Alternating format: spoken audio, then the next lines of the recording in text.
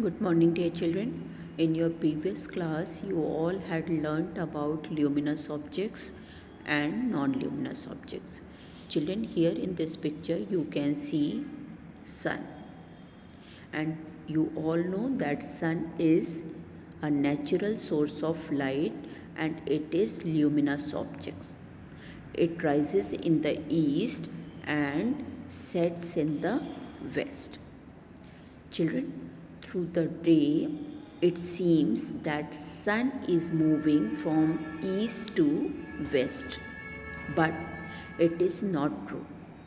It happens due to the movement of earth. Here you can see in this picture. The earth is moving around the sun and sun is present on its fixed place. And children, when the sunlight falls on the surface of the earth, it is daytime. Right? Similarly, this is moon and moon gets its light from the sun. Right? And children, this moon also move around the earth. Here you can see in this picture, this is moon and moving around the earth. Children, this movement of earth and moon causes eclipses. Okay? And there are two types of eclipses. Let us know about them. Here children, first of all, let us know about solar eclipse. Children, you all know that moon moves around the earth. And due to this movement, moon comes between the sun and the earth, so the shadow of the moon falls on the earth and we cannot see the sun partially or completely. And children, this is known as solar eclipse, right? Now, the second one is lunar eclipse. Children, as you all know, the earth is also moving. Okay, and when the earth comes between the sun and the moon, the shadow of the earth falls on the surface of the moon. Then we cannot see the moon partially or completely. Children, this is called as lunar eclipse.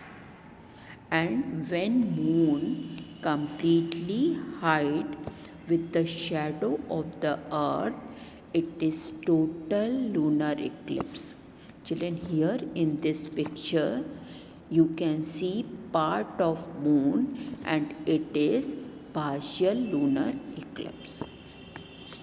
Children, this is a picture of partial solar eclipse because here you can see some part of the sun. Right? Hope you all have understood about these two types of eclipses. Now let us know about the sound.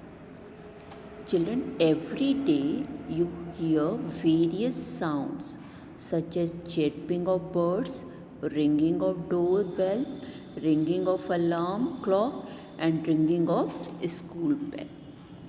And children, sounds need medium to travel. You know, on the earth there is air and so we can hear various type of sound. This sound you cannot hear in the space because there is no air. So sound needs medium to travel. And children, there are two types of sound, pleasant sound and unpleasant sound. Let us know about pleasant sound. Children, on hearing few sounds we feel nice, like light music, flowing river. Okay, these are the pleasant sound and we feel good. Okay, And the second type of sound is unpleasant sound. Children, like sound of loudspeaker, honking of motor horns, bursting of firecrackers, their sounds discomfort us and we feel irritated. So this type of sounds are known as unpleasant sound. And children, these unpleasant sounds are also called as noise. And noise make us irritated. Children, this cause various problems like headache and hearing problem. So we should avoid making noise. And what should we do to avoid this sound? First one is we should speak softly, we should not make noise in the class, we should not blow or honk the car horn unnecessarily, we should play radio, television, music system at a low volume, and we should avoid using loudspeakers near schools and hospitals. Okay, children? Hope you all have understood about these two types of sound. Now let us see in this picture how these sounds irritated this person. Okay, loudspeaker sound irritated us, honking of horns. Okay, these all sounds irritate us. So these all sounds are unpleasant sound, right? Now children, here you can see in this picture, this boy is pulling this object and this boy is pushing this object. So children, they are applying this pull and push on the object, and this is called as force.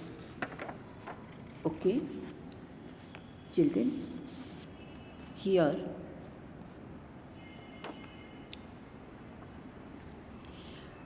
when you enter a room, if the door is closed, you pull or push to open the door.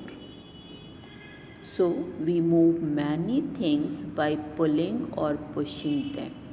We pull or push to open and close the table drawer also. So this push or pull applied on an object is called force.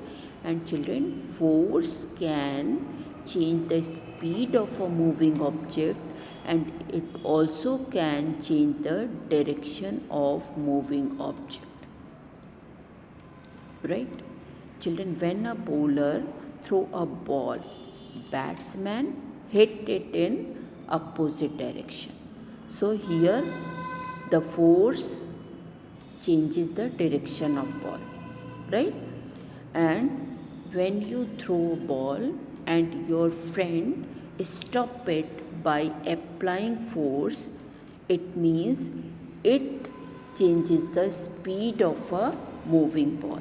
Okay, so force is a push or pull applied on any object, and the force can change the speed of object, and it also can change the direction of moving object.